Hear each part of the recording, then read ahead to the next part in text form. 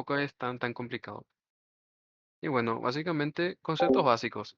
Primero hay que saber una cosa, ¿qué es el volumen cardíaco? Cuando hablamos de lo que sería el ciclo cardíaco, hablamos más y lo entramos en lo que sería en tema de volúmenes. Y acá lo que tenemos que saber, primero que nada, volumen cardíaco, que sería la cantidad de sangre bombeada por minuto. O sea que en un minuto, ¿cuánta cantidad de sangre es capaz de bombear el corazón? En este caso, lo que nos interesa, ventrículo derecho e izquierdo. Ambos son 5 litros. Es lo que tenemos, 5 litros. En estado normal, por así decirlo, tanto ventrículo izquierdo como derecho bombean 5 litros de sangre por minuto. Ese sería su volumen cardíaco. Otra cosa clara también es que las aurículas, la función que ellos tienen, funcionan como cebo, como un cebador. Su trabajo es mandar sangre a los ventrículos básicamente, o al sistema como dice el profe Diego. Y otra cosa importante aclarar es que el corazón se mueve por diferencia de presiones. O sea que tanto las aurículas como los ventrículos se contraen y mueven la sangre por diferencia de presiones. Bueno, en realidad la mayoría de todos los líquidos de nuestro cuerpo se mueven por eso, pero hay que saber. Y otra cosa es que para el 80% que la sangre que la aurícula bombea al ventrículo baja por simple gravedad, por así decirlo.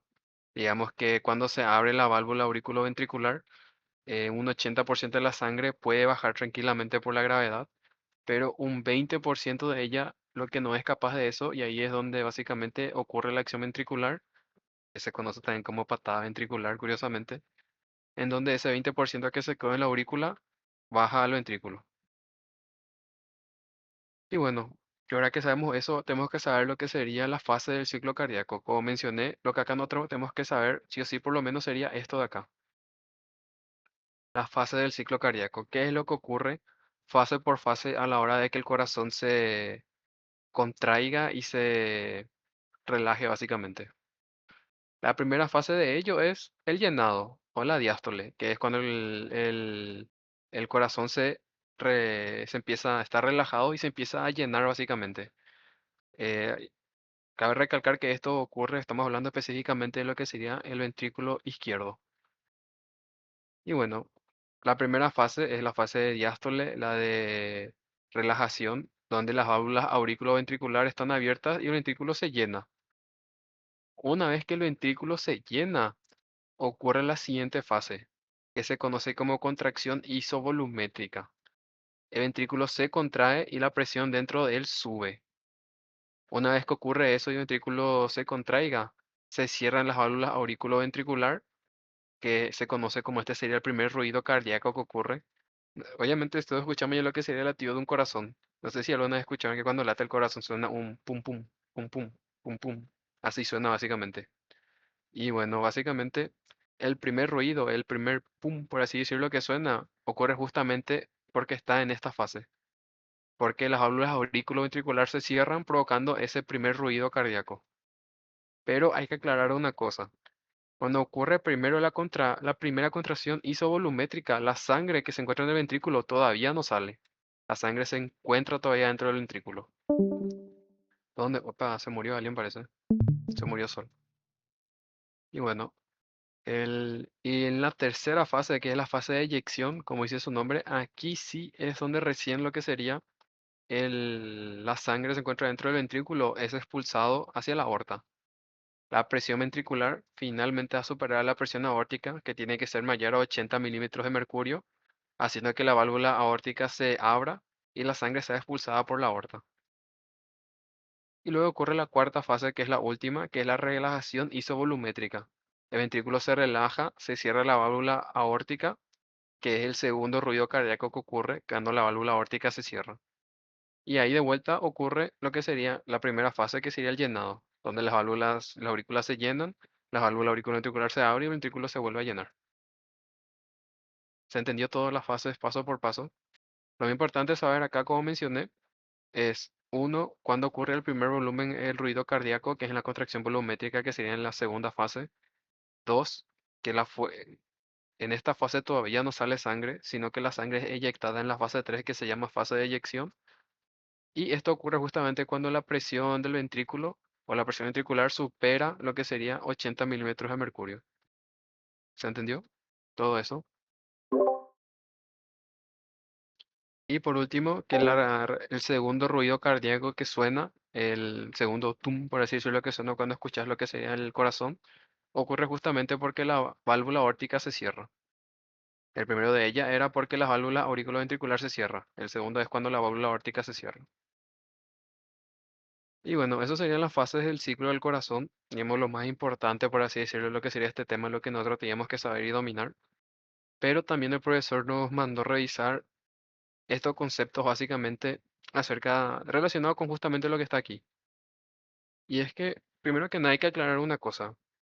Hay un concepto que se conoce como telediástole o telediastólico, que básicamente ocurre justamente cuando el corazón se encuentra lleno, por así decirlo, cuando se encuentra en la fase de relajación isovolumétrica. Hostia, puse contracción acá.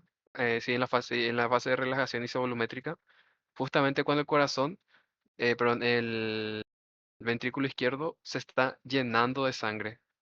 Cuando se está llenando de sangre, por así decirlo, hay un punto límite en el que cuando se llega a ese punto el corazón se contrae. Y justamente el punto en el que el ventrículo está totalmente lleno, pero todavía no se contrae, que justamente es el final de la relajación, se conoce como telediastólico. Cuando el ventrículo izquierdo está lleno de sangre, pero todavía no se contrae y posee entre 100 a 120 mililitros de sangre. 110 a 120. Y esta fase se conoce como fase telediastólica o telediastólico. El segundo, esa es una cosa del ventrículo izquierdo. Y otra cosa a saber también, otro concepto es el volumen sistólico, que simplemente hablando de volumen sistólico, es el volumen que se eyecta, como si su nombre es sistólico, cuando el ventrículo se contrae. Y toca que el ventrículo cuando se contrae no eyecta el 100% de la sangre que tiene. Digamos que yo tengo 120 litros y yo no, mililitros, perdón, y yo a la hora de contraerme no voy a eyectar esos 120 mililitros, sino que voy a eyectar solo 70 mililitros. Y eso se conoce como volumen sistólico. Es el volumen que el ventrículo izquierdo eyecta cuando se contrae hacia la aorta. Y el volumen telesistólico es el volumen que no se eyecta. Porque si se eyectó, digamos que yo cargué 110 milímetros de sangre y me contraje. Y voy a eyectar solo 70. ¿Cuánto me sobró? Me sobró 40. 40 Una mililitros de consulta, sangre. ¿Y eso qué fue? perdón, Más, perdón, una consulta. me asusté. ¿Qué pasó?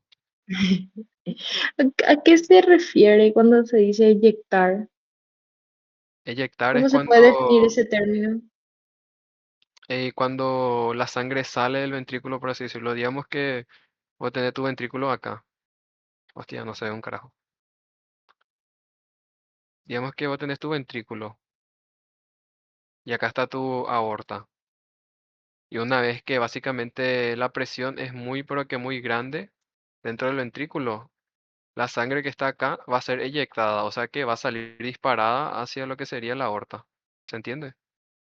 Es como si fuera tirada o empujada. Ok, está bien, sí. Entendí, con Eso, dibujitos. a eso es lo que se refiere con eyectar. Y simplemente eso.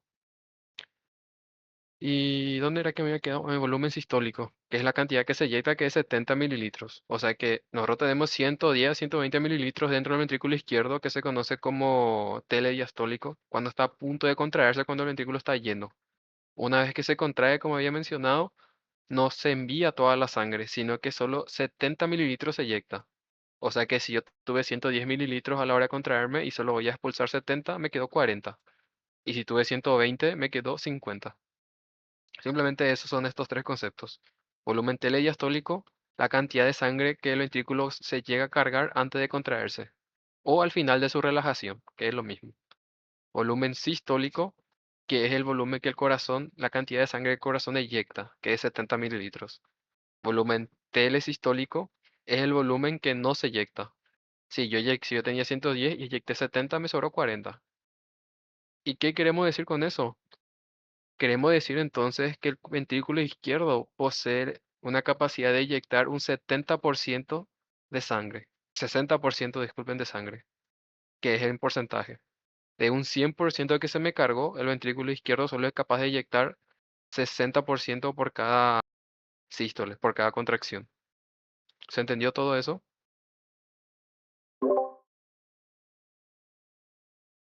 Y por último, el último concepto, que sería el mecanismo de adaptación de Frank Starling, o conocidas también como regulación intrínseca del bombeo cardíaco, o también conocidas por ahí como regulación de adaptación de Frank Starling o regulación de adaptación de Frankenstein.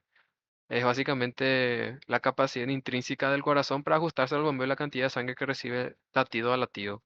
En pocas palabras, en estado normal, como ya mencionado, el corazón bombea 5 litros de sangre por minuto, en estado normal, que es su volumen cardíaco.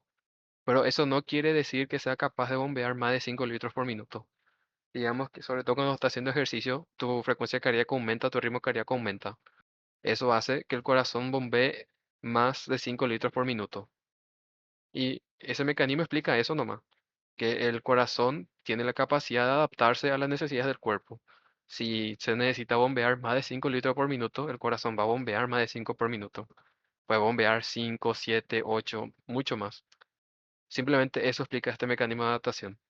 La capacidad del corazón de ajustarse a la cantidad por así decirlo, de sangre que el corazón necesita que bombee. Se le envía 5 litros, va a bombear 5 litros por minuto. Pero si el cuerpo necesita más, él tiene la capacidad de bombear más de 5 litros por minuto. Simplemente explica eso de este mecanismo. ¿Se entendió todo?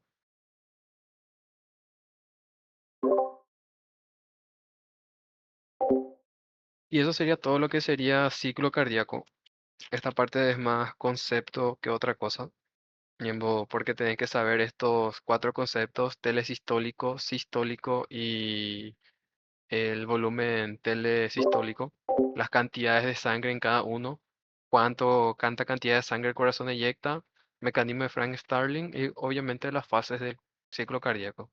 En sus fases, obviamente, saber cuándo sale sangre y cuándo no sale, cuándo ocurre el primer ruido cardíaco y cuándo ocurre el segundo ruido cardíaco. Y obviamente, cuál es la presión de milímetro de mercurio que el ventrículo izquierdo debe superar si quiere enviar la sangre por la aorta, que sería 80. Y eso sería todo, por lo menos en el ciclo cardíaco.